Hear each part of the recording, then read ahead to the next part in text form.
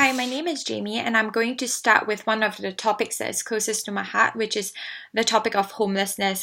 Because after my recent trip to New York and seeing all the people that were living on the streets, I felt very challenged and I pondered about it a lot. And before learning about caring for homeless people, I did always feel an inclination to help them, but also at times I've failed to do that by even having like negative thoughts about them.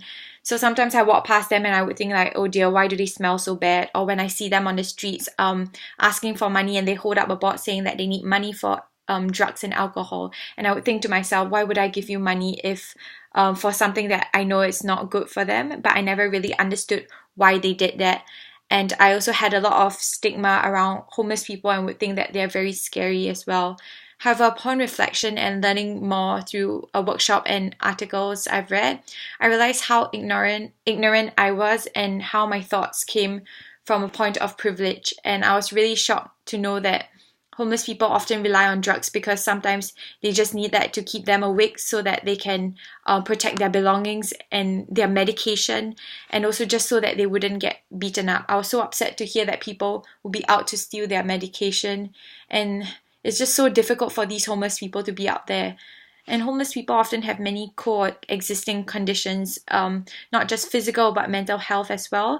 These are knowledge I can carry on to my fieldwork placements next time, because there are many levels to homelessness, and people who are of not good socioeconomic status can easily be subjected to homelessness. But there are also many other paths that lead to homelessness. So carrying the understanding that humans are complex creatures and that there are many reasons why people are where they are today. And when I'm out working, I'll always remember to understand the circumstances of people and ask more. Do not assume or make judgments based on what I know or my previous experience. And I will respect any client I encounter as humans who desire to be understood and respected and not treated like dirt on the side of the road or a problem as well. Secondly, I'll be talking about assessing needs of community using the needs assessment, as that was a new concept to me, which I thought would be easily generalized into the field of occupational therapy. I always had the desire to help vulnerable communities to alleviate their problems and their challenges that they were facing.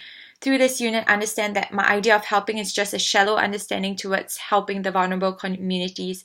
And after this unit, I realized that my idea of helping was more of providing material things for them, and also came from a point where I thought they needed what I deem was important, and assuming I know and trying to fix things that maybe were not the most important to them, to the vulnerable communities. So one of the things that stood out to me about the needs assessment is the importance of shifting the perspective from problems to needs. And a problem is a perspective from the outsider's point of view, wanting to get rid of that bad aspect, whereas a need is from the perspective of the community about something they value and wish to have.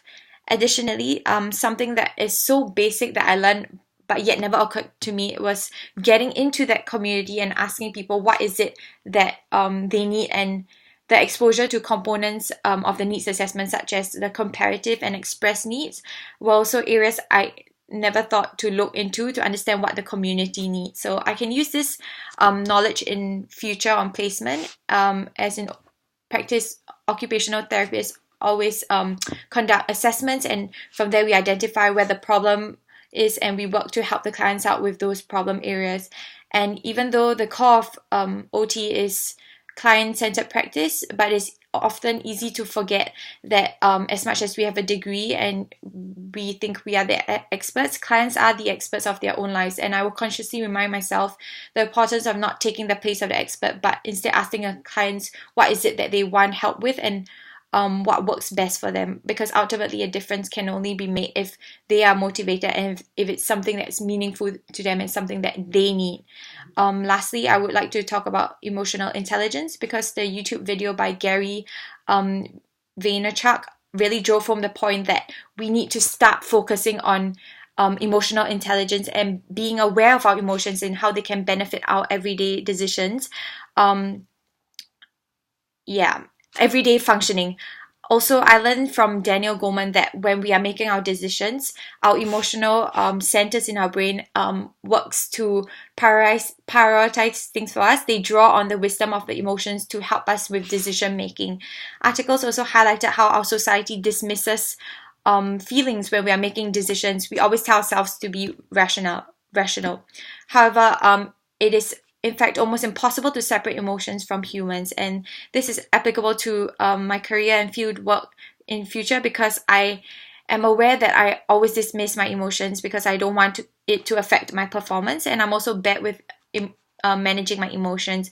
So I learned that the need to get in touch with my emotions so that I can use them in future practice, as it can be useful in so many aspects, such as working in groups with multidisciplinary team, solving conflicts within the team, and also when you're conducting group activities where participants have conflicts, how we can manage that, especially the mental health sector. And also understanding my own emotions will be important in dealing with ethical dilemmas at work. And Daniel Goleman did talk about how our emotional centers send signals to our guts, and that tells us like how to act on our decisions as well. And if I don't train that, then I can never understand it or use it to my advantage.